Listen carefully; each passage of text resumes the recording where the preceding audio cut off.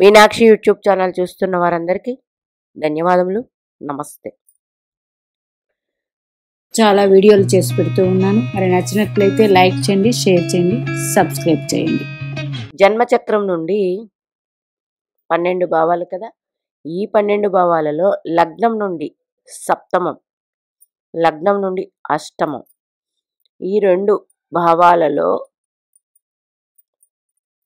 రవిగ్రహం కానీ చంద్రగ్రహం కానీ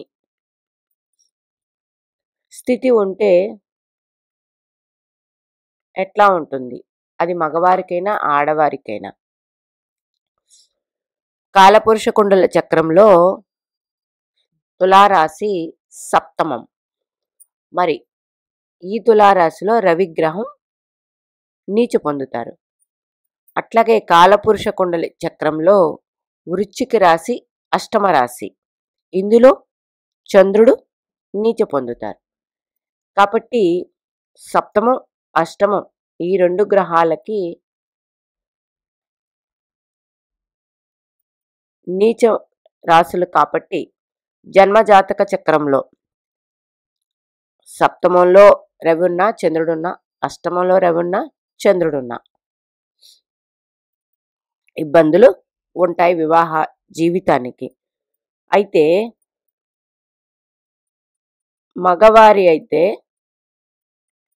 మగవారి జాతకంలో చంద్రుడు ఉన్నట్లయితే మగవారి జాతకంలో చంద్రుడు చూసుకోండి. ఎందుకంటే మగవారి జాతకంలో చంద్ర శుక్రులు, ఆడవారి జాతకంలో గురుకుజులు. మరి ఇక్కడ రవిచంద్రులు అన్నారు కదండి. నెక్స్ట్ పాయింట్ అదే. మగవారి జాతకంలో చంద్రుడు కూడా చాలా ఇంపార్టెంటే. అయితే మగవారి జాతకంలో సప్తమంలో కానీ అష్టమంలో కానీ చంద్రుడు ఉంటే ఆ చంద్రుడు క్షీణ చంద్రుడు ఉండకూడదు. ఒక పాయింట్. అంటే క్షీణచంద్రుడు ఉన్నట్లయితే పెళ్ళయిన తర్వాత కొంచెం ఇబ్బందులు ఉంటాయి మానసికంగా మగవారి జాతకంలో. మరి సప్తమంలో రవి ఉంటే మంచిదే అండి. సప్తమంలో కూడా రవి ఉంటే మంచిది కాదు. రవిగ్రహం ఉంటే భార్యాభర్తల మధ్య అన్యోన్యత లోపిస్తుంది. లోపిస్తుంది. 2. ఇంకా రవిచంద్రుల పాయింట్కి వెళ్తే రవిగ్రహం గ్రహాలకి రాజు. మరి రాజు ఎట్లా ఉంటారండి? రాజు ప్రవర్తన 1. అట్లాగే ఆత్మకారకుడు,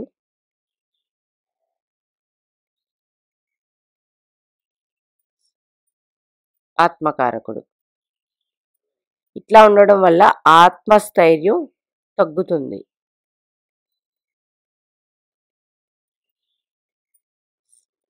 చంద్రుడు ఉంటే గ్రహాలకు రాణి, మనోకారకుడు.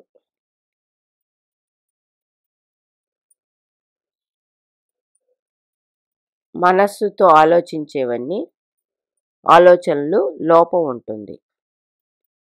అంటే లోపం ఏర్పడడం వల్ల వివాహ జీవితంలో ఇబ్బందులు వస్తాయి. ఎందుకు? సప్తమంలో నీచ పొందుతారు కాలపురుష కుండల చక్రానికి, అష్టమంలో చంద్రుడు నీచ పొందుతారు.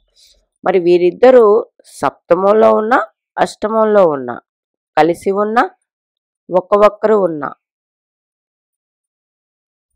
ఎందుకంటే రాజు రాణి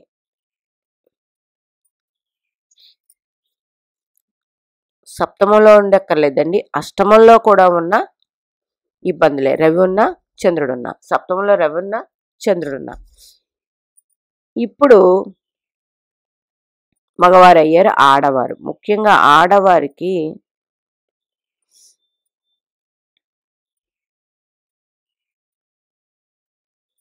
రవిగ్రహం ఉన్నారనుకోండి సప్తమంలో, లగ్నాన్ని చూస్తారు కాబట్టి అహంకారం అనేది ఏర్పడుతుంది వీరికి ఎక్కువగా. అంటే తనే గొప్ప, ప్రౌడ్నెస్. దీనివల్ల వివాహ జీవితంలో ఇబ్బందులు ఉంటాయి. అదే అష్టమంలో ఉన్నారనుకోండి రవి, అష్టమంలో పాపగ్రహం మంచిది కాదు. పాపగ్రహం ఉండడం వల్ల మాంగళ్య స్థానానికి ఇబ్బందులు. అది అత్తగారు మామగారితో ఇబ్బందులు ఉంటాయి. మరి సప్తమంలో చంద్రుడు ఉన్నాడు అనుకోండి, సప్తమంలో చంద్రుడు ఉన్నారనుకోండి, అబ్బాయి అమ్మగారితో ఇబ్బందులు. అష్టమంలో చంద్రుడు ఉన్న అబ్బాయి అమ్మగారితో ఇబ్బందులు ఉంటాయి. ఎందుకంటే చంద్రుడు చంచల స్వభావుడు, మనోకారకుడు. అంటే ఆలోచన విధానం మార్పులు ఉంటాయి. రవిగ్రహం ఉంటే అహంకారపూరితంగా ఉంటుంది. అందుకని రవిచంద్రులు సప్తమంలో అష్టమంలో మంచి ఫలితాలు ఇవ్వరు. మరి రవి భగవానుడు దశమ క్షేత్రంలో దిగ్బలం, చంద్రుడు చతుర్థంలో దిగ్బలం. అంటే ఇద్దరు ఎదురెదురుగా దిగ్బలం పొందుతారు. ఎదురెదురుగా దిగ్బలం పొందుతారు. అదే రవి చంద్రులు సప్తమంలో రవి నీచ పొందితే అష్టమంలో చంద్రుడు నీచ పొందుతారు కాలపురుష కుండల చక్రానికి. అందువల్ల వివాహ జీవితానికి 100% ఇబ్బందులు అయితే ఉంటాయి. సప్తమంలో చంద్రుడు ఉన్నారనుకోండి, వివాహ విషయమై మగవారైనా ఆడవారైనా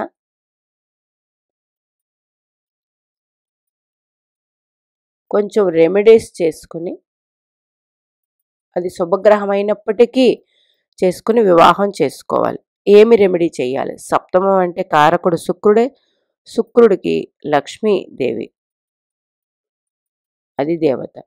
అంటే మీ అమ్మాయి జాతకంలో సప్తమంలో చంద్రుడు ఉంటే లక్ష్మీదేవి ఆరాధన చేయించండి.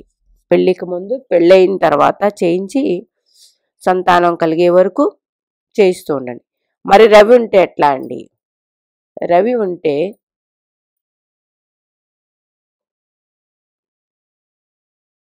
సప్తమంలో కానీ అష్టమంలో కానీ రవి ఉంటే, రవికి అధిదేవత రవిగ్రహమే. కానీ రవిగ్రహానికి శ్రీరామచంద్రుణ్ణి పూజించాలి. శ్రీరామచంద్రమూర్తిని ఎప్పుడు రవిగ్రహం కాబట్టి ఆదివారం రోజు. మరి చంద్రుడైతే లక్ష్మీదేవి శుక్రవారం రోజు, అట్లాగే సోమవారం రోజు లక్ష్మీదేవి ఆరాధన చేసుకోవాలి. ఎందుకంటే చంద్ర సహోదరి లక్ష్మీదేవి కాబట్టి. రవిగ్రహం శ్రీరామచంద్రుడికి ఆదివారం పూజ చేసినట్లయితే అబ్బాయిలకైనా అమ్మాయిలకైనా రవిగ్రహం సప్తమంలో ఉంటే 100% వివాహ జీవితం బాగుంటుందండి. ఎప్పుడు వివాహానికి ముందు, వివాహం తర్వాత కూడా ఆపకుండా సంసార జీవితం చక్కబడే వరకు శ్రీరామచంద్రమూర్తిని పూజించాలి. శ్రీరామచంద్రమూర్తి పూజ అంటే శ్రీరాముడికి అష్టోత్తరం, అర్చన, నివేదన చేసి ఆ ప్రసాదం తీసుకుని ఆ అక్షతలు మీ మీద, మీ ఇంటి మీద చల్లుతూ ఉండాలి. అట్లా చేసినట్లయితే చెడు ప్రభావం తగ్గిపోతుంది. మరి చంద్రుడు ఉంటే సప్తమంలో కానీ అష్టమంలో కానీ తల్లి ద్వారా, అది అబ్బాయి జాతకంలో ఉందనుకోండి అత్తగారి ద్వారా, అమ్మాయి జాతకంలో ఉందనుకోండి అత్తగారి ద్వారా, అంటే ఆ అమ్మాయి తాలూకా అమ్మ వల్ల ఇబ్బందులు వస్తాయి. అబ్బాయి జాతకంలో ఉంటే ఆ అబ్బాయి జాతకంలో అమ్మ వల్ల ఇబ్బందులు వస్తాయి. అదే రవి ఉంటే తండ్రి వల్ల ఇబ్బందులు వస్తాయి. అందుచేత ఇబ్బందులు అంటే అది ఎవరి జాతకంలోనైనా ఉంటే మీకే అర్థమవుతుంది. ఈ వీడియో ఉన్నట్లయితే ఎలా ఇబ్బందులు పడ్డారనేది మీరే తెలిసిపోతుంది. సప్తమ అష్టమాల్లో రవిచంద్రులకి వివాహానికి మరి అనుకూలమా ప్రతికూలమా? మరి ప్రతికూలమే. ఎందుకంటే సప్తమంలో తులారాశిలో శుక్రగ్రహం నీచ పొందుతారు, రవిగ్రహం నీచ పొందుతారు. అష్టమంలో వృశ్చిక రాశిలో చంద్రగ్రహం నీచ పొందుతారు. ఈ 2 రాశుల్లో ఉన్నట్లయితే, ఈ 2 భావాలలో రవిచంద్రులు ఉన్నట్లయితే వాళ్ళు ఎవరితో కలిసి ఉన్నా కలిసి లేకపోయినా, ఒక్కొక్కరు ఉన్నా ఇద్దరు కలిసి ఉన్నా 100% ఇబ్బందులు ఉంటాయి. అందుకని ఈ రెమెడీస్ చేసుకున్నట్లయితే 100% వివాహ జీవితం బాగుంటుంది. మీనాక్షి దేవి ఆశీస్సులు మనందరి మీద ఉండాలని కోరుకుంటూ నమస్తే.